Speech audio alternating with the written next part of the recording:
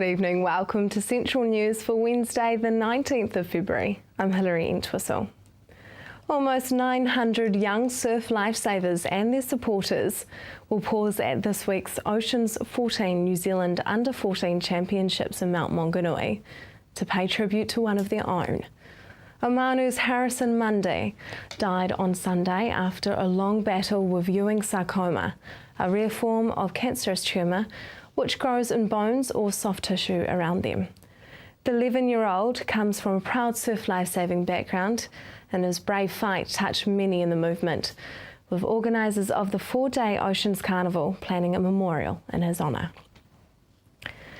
Establishing a collective voice for the Waikato has taken another significant step after the Waikato Mayoral Forum endorsed the next phase in the creation of a spatial plan for the region. At the latest meeting in Thames, forum members received a briefing on the region's headline strengths, challenges, opportunities and key issues.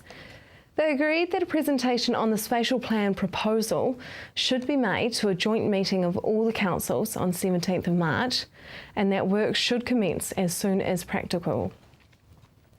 Strengths highlighted during the briefing including important industries such as dairying. Challenges included the likes of skills constraints and environmental limits, while opportunities such as good transport links and leveraging Māori development were identified. As children head back to school, a local behavioural optometrist is warning that many of our nation's children may exhibit behavioural issues due to a lack of visual skills. One of New Zealand's most experienced and respected behavioural optometrists, Keith Miller, says it is common for children with vision problems to be misdiagnosed with learning or behavioural difficulties. He says approximately 1 in 4 children in a classroom have not developed adequate visual skills needed to function properly, especially when working up close during tasks such as reading, writing and computer use, which places high demands on our visual systems. Keith explains some simple signs to look out for. If you've got a child who is holding things too close, too far, skipping words, complaining of sore eyes, rubbing eyes, shutting one eye, saying the words move or not stable on the page, all those things can be indicators that the child may have a visual problem. Tauranga students affected by the Ministry of Education's withdrawal of out-of-policy school bus services from the start of next year will have to pay a fare, but it will be at a reduced rate. Councillors at Bay of Plenty Regional Council's Public Transport Subcommittee meeting on Friday agreed in principle to implementing a reduced fare for Bay Hopper services for the Tauranga school bus transition. From January 2015, the Ministry of Education will no longer fund out-of-policy school transport in Tauranga. This refers to students who do not meet the Ministry's eligibility criteria for bus transport, but who currently may be able to use school bus services funded by the Ministry of Education. An estimated 3,000 students will be affected by the school transport changes, of a total of about 23,000 students attending schools in the Tauranga urban area. The $70 million Harini Link project is moving forward, with the New Zealand Transport Agency applying for funding to begin construction on the roadway.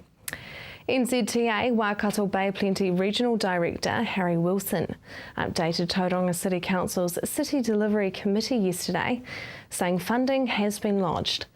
The project will separate Welcome Bay commuter traffic from State Highway 29 traffic by an underpass at the Mangatapu roundabout, a raised roadway down into the Kaitiamako Valley, and a roundabout and new bridge across the Kaitiamako stream.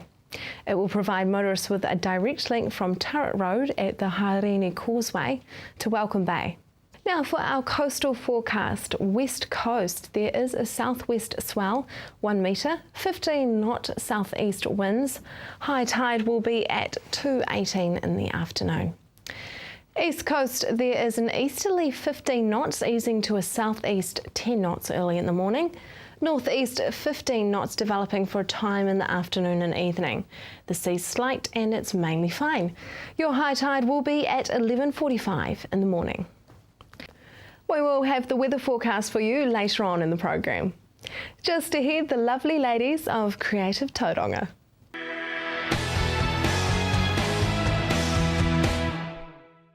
Welcome to Central News on TV Central. There have been many exciting events happening over the summer in both our regions, and the ladies at Creative Tauranga say it's not over yet. There's more to come. Well, there's a lot going on in Tauranga as always. Our galleries are full of exciting exhibitions, including our own new exhibition coming in.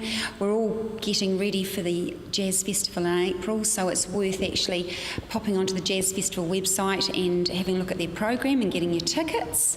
Gosh, there's an awful lot coming up, but our magazine is a really good reference point, and Denny can highlight a few more of the events. Yeah, we've got like Jeanette McDonald in at the moment. She's mixed media, beautiful exhibition. The colours are just divine and really worth a look, you know, coming into Creative Tauranga and having a look. Like Tracy said, the Jazz Festival now, we've got brochures at Creative Tauranga, or you can go online and check out all the fabulous musicians and singers. We've got Midge Marsden, who I remember from my time, coming in, great New Zealand blues singer. Tickets available now. What else we've got? We've got this Creative Beat magazine, the one that we Creative Tauranga puts out. That's full of information about what's happening in the arts community coming forward. If anyone doesn't have a copy, they can just go onto our website www.creativetauranga.org.nz and download the mag, and they'll see all the exhibitions happening throughout the city, shows that are on at Bay Court and other theatres. This is the entertainer's diary for the month. The Pipe Band is coming in March. Can you tell me a little bit about that? Yeah, that's an awesome event that's celebrated here in Tauranga on the 7th and 8th of March, and they so many 56 entries of teams coming into Tauranga for the weekend, and what they do, which is absolutely spectacular, is on the Saturday morning they all do a march through, all playing their music through the town, and it's brilliant. It's all run by volunteers. You know, there's a huge effort that these guys put in every year, and every year they get more and more entries, so it's really worth going along to.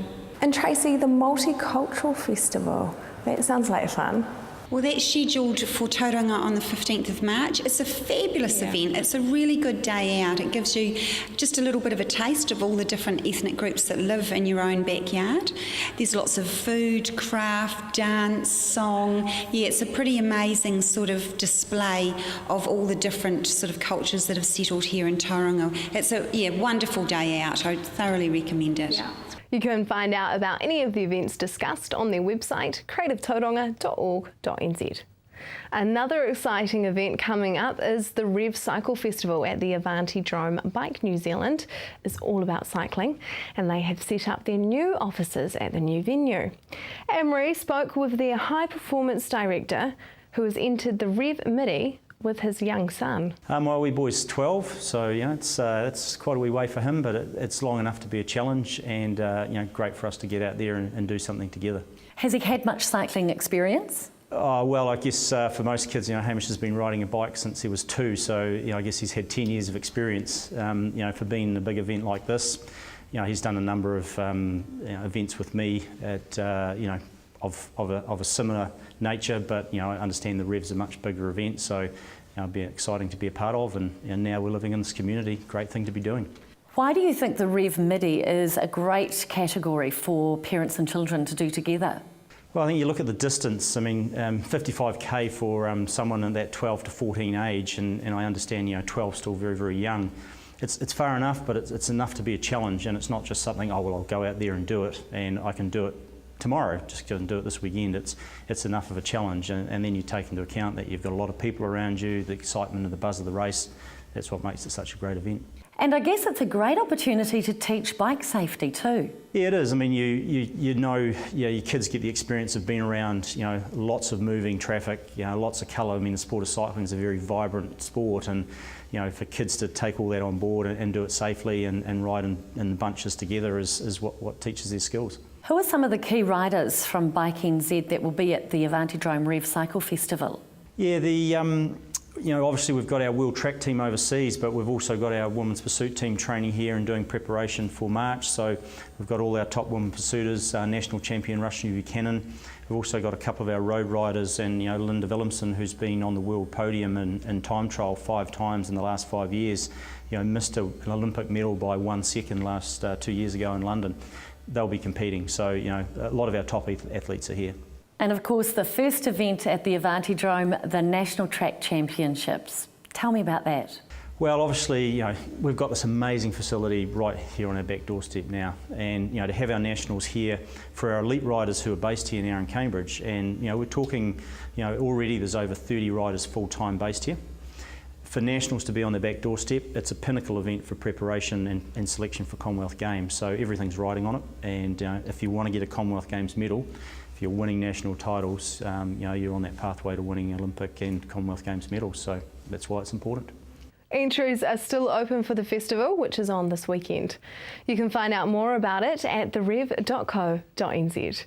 Coming up after the break, we take to the surf for addiction.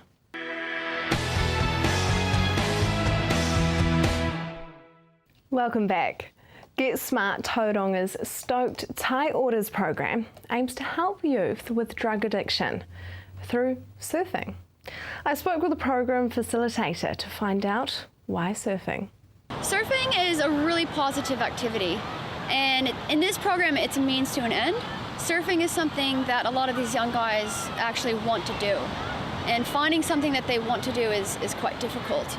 So in this program we use it as a positive activity that they want to do, and then it allows us to engage with them on a more deeper level as well. So the surfing, not only does it get them active and moving and doing something positive and getting that adrenaline rush, it helps us build a relationship with them. How do you inspire someone to find out who they are? A lot of these young guys that we work with, they don't know much about where they've come from. And part of the program is identifying their whakapapa, kind of where they're from, what land they come from, who their ancestors are. And it just gives them a strong identity to stand upon, knowing that information. Are most of your clients Māori? Most of the guys who complete this Stoked program are Māori, yes. How do you think that learning about where you're from helps you with drug and alcohol addiction? This program that we run is based on the Te Whare Tapawha model, which is Mason Jury's holistic approach with health. And one of the core aspects of this Te Whare Tapawha model is identity. And that's the foundation of what we stand upon. And if we don't know what we stand upon, we don't have a foundation in our life. And one of our core aims is to help these guys learn who am I and where have I come from, so they can stand firmly upon that foundation and grow in their strength. Can you tell me a little bit more about that Māori aspect to the course? Yeah, the program itself has a cultural aspect to it. The guys learn a haka throughout the whole 8 weeks, and then on the final day at the graduation they perform this, and it's just really empowering for them. A lot of them have never learned a haka before, and they just thrive. They just are so excited to have someone teaching them this. So there's the haka, and they also learn their pepeha, which is their line of where they've come from, what mountain is theirs, what ocean is theirs, kind of a lineage of who they are. And they say this with confidence at the graduation as well, and they know who they are. Orientation is a growing sport, and Tauranga is holding its own event. I spoke with Councillor Catherine Stewart to find out about the Amazing City Race, Get to Know Your Place in a Walking Race. So what happened, Hilary, was back in October I attended a workshop that Tuscany put on for the love of Tauranga, and they wanted some people to commit right there and then to events that would enliven the CBD. And so I put my hand up and suggested a walking race to get to know your place. And so it all started back in October. It's scheduled for Saturday the 15th of March. Is it going to be anything like the Amazing Race, the program? A little bit, and that cryptic clues will be handed out along the way. So in that regard it's the same. However, it's walking, it's about enjoyment, discovering what's in the CBD. So no running involved, so therefore open to all ages. What are some of the prizes that you've got up for grabs? I would love to tell you, Hilary, but most of the prizes are closely linked to where the participants will be walking, so I can't really say too much other than there's going to be a photo competition, and people who enter that, the prize will be a canvas print of their photo. So that's one prize I can tell you, but if I tell you too much more, it's going to let the cat out of the bag. So it'll have to be a surprise. But I can say that people don't have to complete the whole circuit to be in for the spot prizes. So, Are we going to get a bit worn out, or our feet going to feel a bit sore? Or how long is the circuit? oh, that's a tricky question too. It might give too much away, but basically people begin at 9 o'clock and we allow until 11:30. They should be able to do that comfortably, given the cryptic clues, and then prize giving will follow shortly after that. Are you aiming this event at families? Definitely. People can bring strollers along. It is about walking, so anyone that can cope with walking for 1.5 to 2 hours will find it really good. And if you can't go that far, you can just do a few of the areas and come back. So any ability, and everyone's welcome. I know there's a lot of groups that are forming to be involved on the day. I know you can't give too much away, but what are some of the amazing parts of Tauranga City that we might be able to see? So for your viewers that are watching this, I can say that we're very close to one of the places in the walking race, so it's very close to where we're filming today.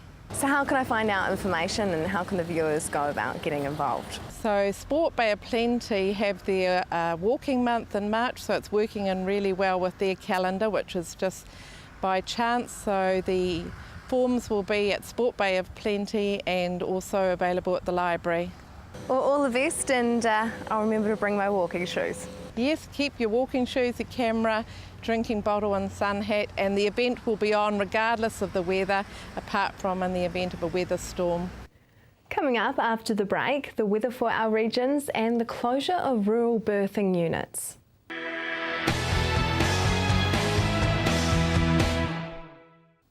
If you have just joined us, welcome to Central News. A protest movement formed to prevent the closure of Rhoda Reid Maternity Hospital in Morrinsville is gaining momentum.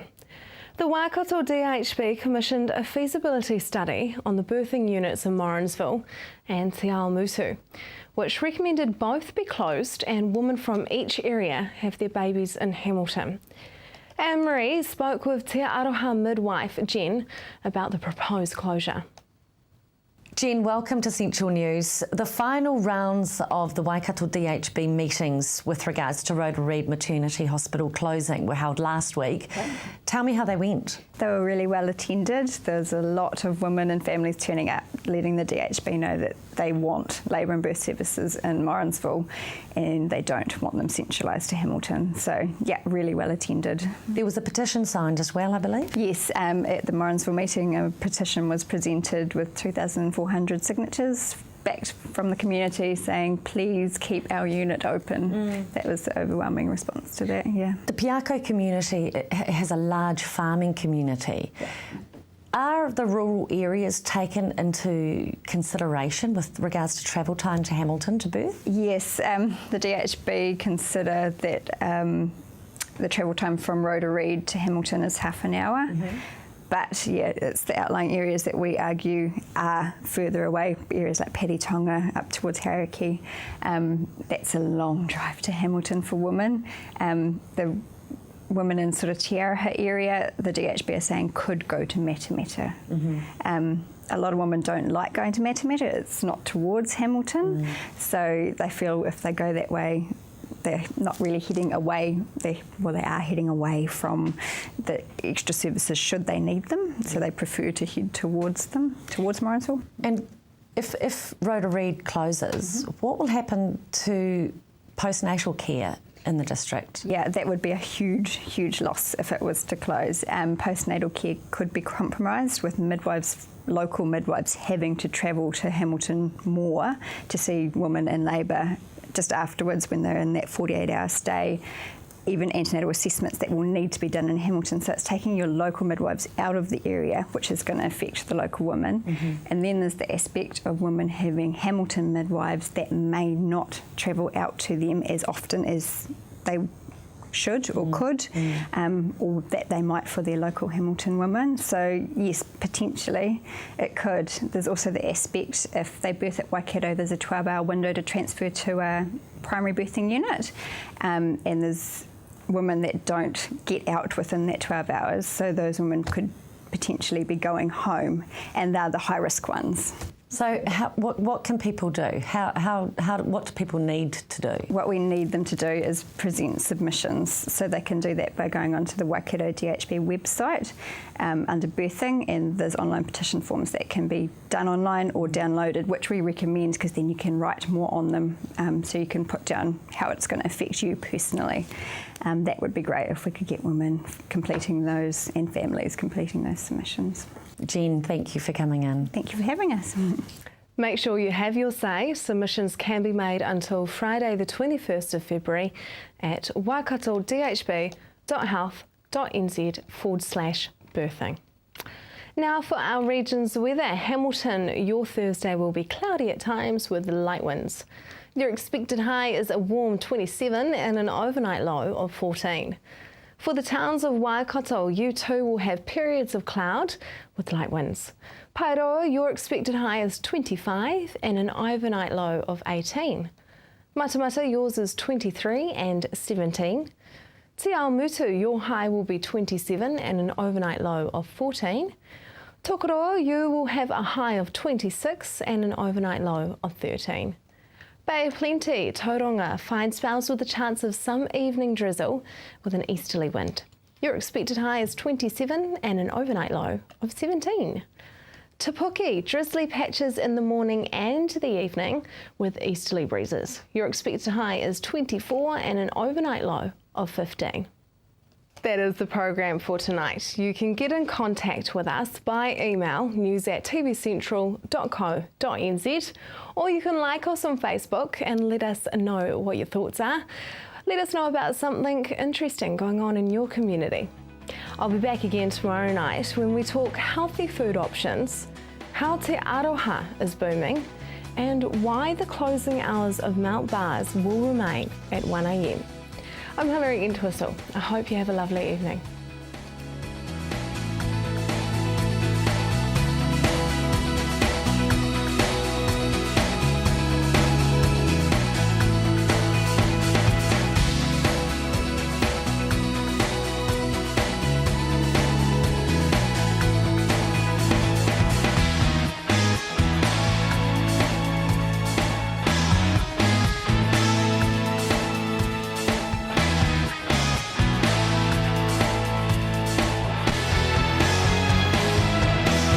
This has been an Alpha Media production, a division of Television Media Group.